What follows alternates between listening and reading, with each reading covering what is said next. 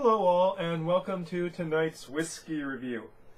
It's a Friday night, it's been a long, hard week, and I am thirsty for some alcoholic beverages. As always. So, tonight the whiskey we'll be reviewing is Jim Beam Black.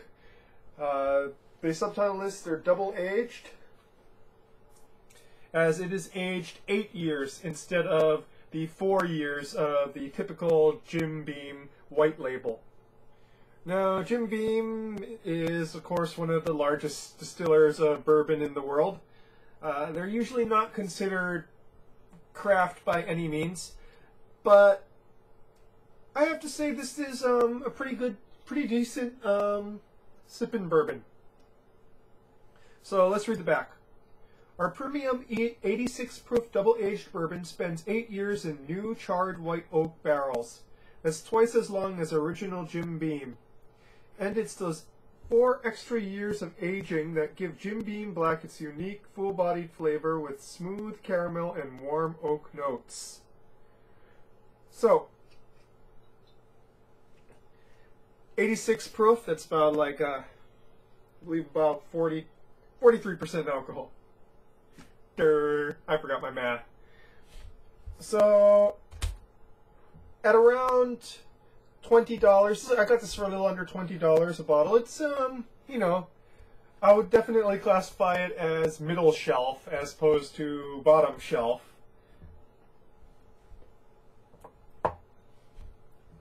Bottom shelf would be like Old Crow, which sells for like $10 a bottle. They don't even sell it here in Hawaii. So, I poured out some straight, some with a dash of water, and then I'm going to pour it on the rocks. So let's start this process with the straight. Very bourbon-esque color, for lack of a better word. I really need a whiter light. Almost an equal measure of orange and yellow to it. Medium thick consistency for the beverage. Ooh.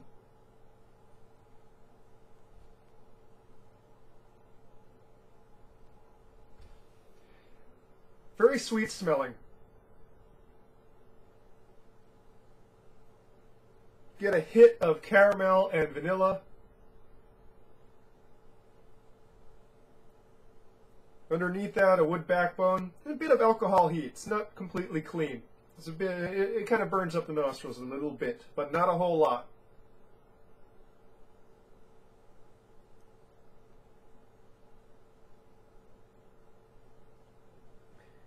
You can get a hint of that rye there. But mostly corn, which reflects the obvious bourbon grain bill. Let's try smelling the one with the dash of water.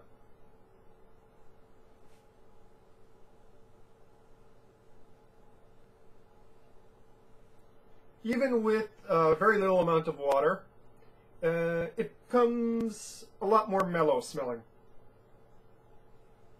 More fruits come out.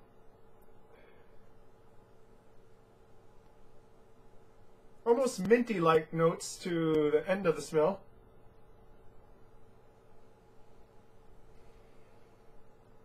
And again, wood and caramel notes.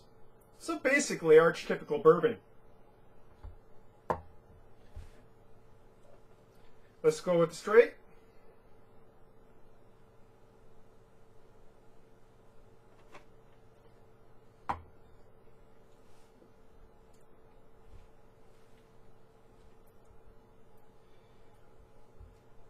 Kind of has a buttery mouthfeel and corny flavor in the front. But then the rye kicks in and a bit of alcohol heat too. Finish is wooden and quite a bit of toffee. There's a heck of a lot of wood there, but a little bit of toffee underneath that.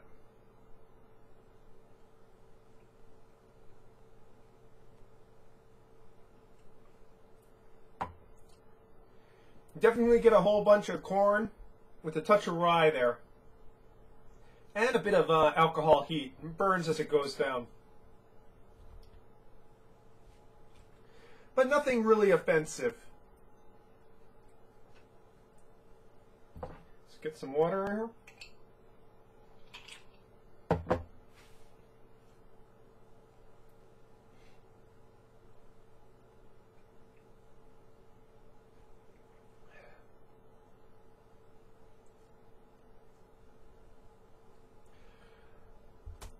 The oak wood is much stronger. It's here from start to finish.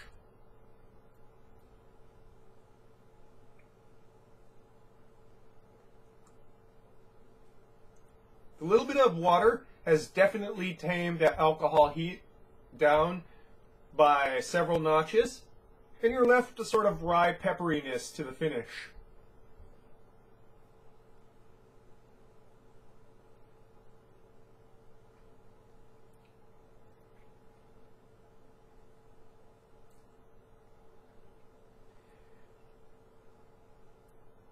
Hints of orange and nuttiness along with the wood.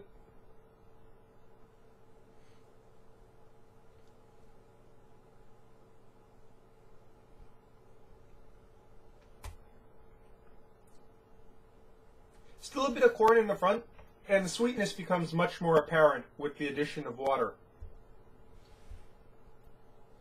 Back to the original.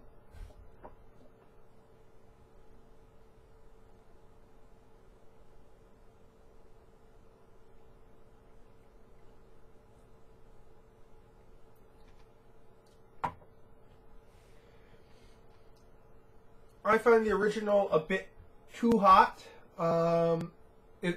The heat of the alcohol interrupts the rest of the flavor ranges from the mid palate to the finish.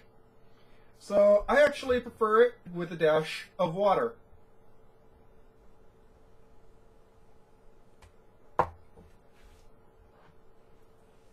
As it tames it and brings out a little bit more complexity to it as well.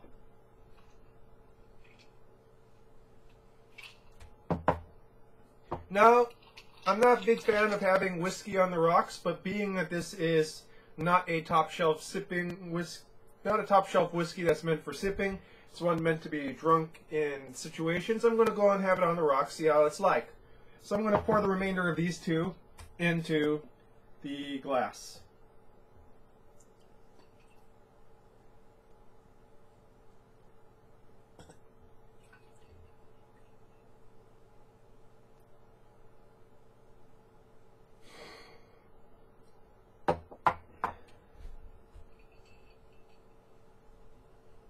Of course, chilled, smell becomes very muted.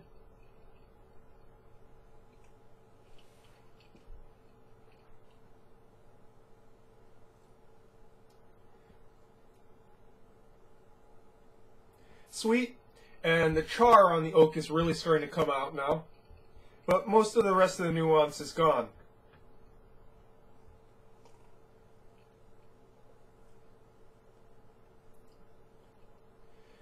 Not very nuanced. Like I said, you just got that sort of sweetness that doesn't even have much of a corn aspect to it, just sort of generic sweetness and charred oak. But I have to say, it doesn't taste that watery. It's holding up to the ice. I find that a lot of the better bourbons, they don't really hold up to ice all that well. Something like this, where it's got a little bit of big strong measure of oomph to it, probably will hold up to ice a bit more and still give you a tasty sort of flavor sensation as you're drinking it.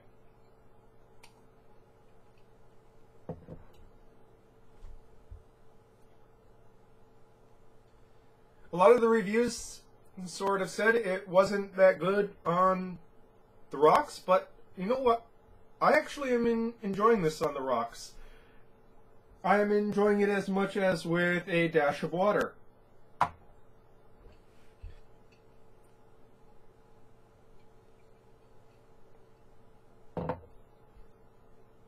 Flavor intensity is holding up to being chilled and with the dilution of extra water from the ice. In that, I I'm going to say that Jim Beam Black is something that you might not think is all that great, considering, you know, it's basically a variation on cheap bourbon, being that Jim Beam White is only 4 years and $13 a bottle. Excuse me. But we're left with the bourbon that, while not very complex and somewhat flawed in the straight form, holds up very well to water or to being iced, and I'm going to guess probably maintains a very distinctive bourbon-esque profile in a cocktail format. Not too big on cocktails, especially mixing them myself, so I'm just going to assume that those of you who know better can go and mention them in the comments below. But as it is, I'm going to enjoy this on the rocks, because this is one of the better bourbons I've had on the rocks, to tell the truth.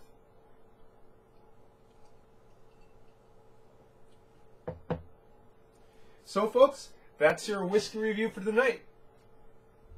Cheers.